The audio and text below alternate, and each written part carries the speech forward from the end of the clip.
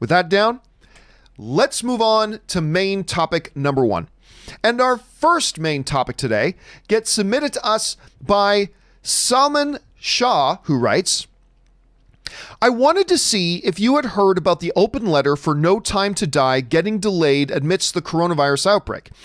In the article, the writers calculated that 38% of Spectre's gross came from nations that have put bans on community gatherings like movie theaters. I feel like this is something to be worried about now that we could have a heavy effect on No Time to Die's box office. All right, thanks a lot for sending that in, man. And yes, of course, No Time to Die is a film that's already been affected quite a bit by this whole situation, right?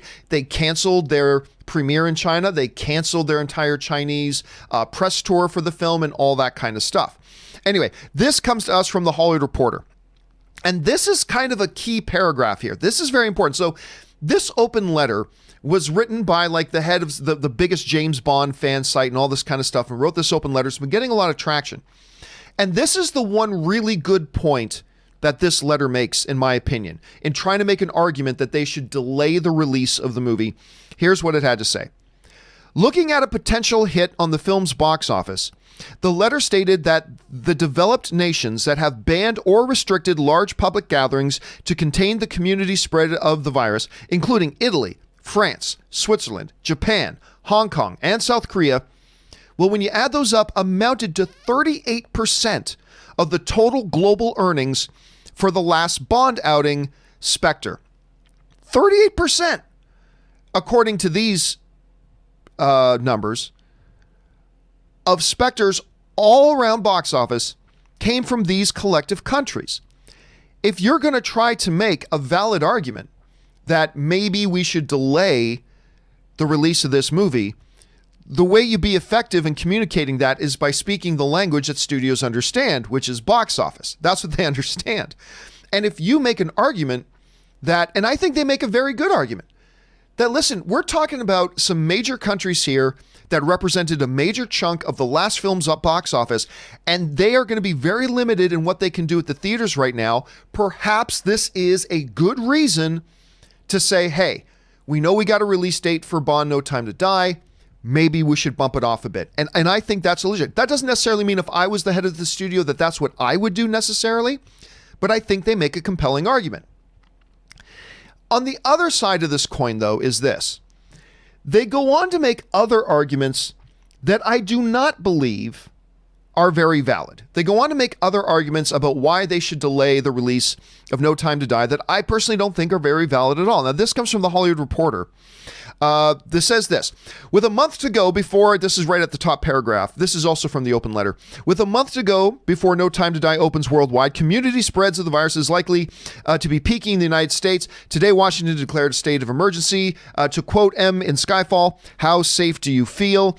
And then it goes on to talk about the premiere that's going to be coming, the world premiere that's going to be coming in London. Regarding the world premiere, the writers noted that the capacity of London's Royal Albert Hall, which is where the event is due to take place, is above 5,000 limit that affected countries are now banning from public gatherings. Just one person, they wrote in the letter, who may not even show symptoms could infect the rest of the audience. This is not the type of publicity anybody wants. Okay, so while I do contend that I think they make a very rational, sound argument about why they should delay No Time to Die by the fact that, hey, 38% of your box office is represented in these countries, maybe we should hold off. I think that's a sound argument. This one, I do not. I simply do not. Look, the population of the UK, the last I checked, is around 66 million people. And also the last time I checked, the number of cases in the UK equals 0.00%.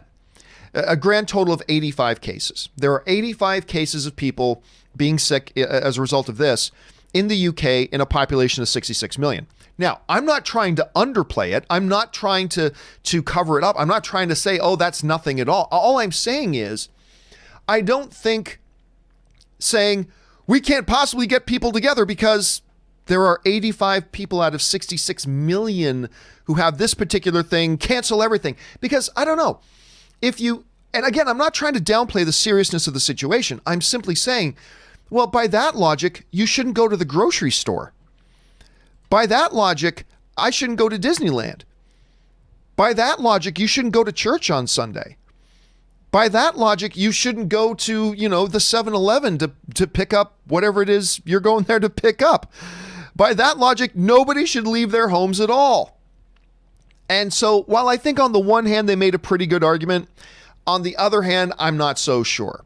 So I don't know. That's just how I feel. What do you guys think? Listen, if you're in charge of the studio right now and you've got a choice whether to move forward with this release date or delay it, hearing the arguments out there, do you delay the release of James Bond No Time to Die? Jump down into the comments section below and let me know what you would do. All right.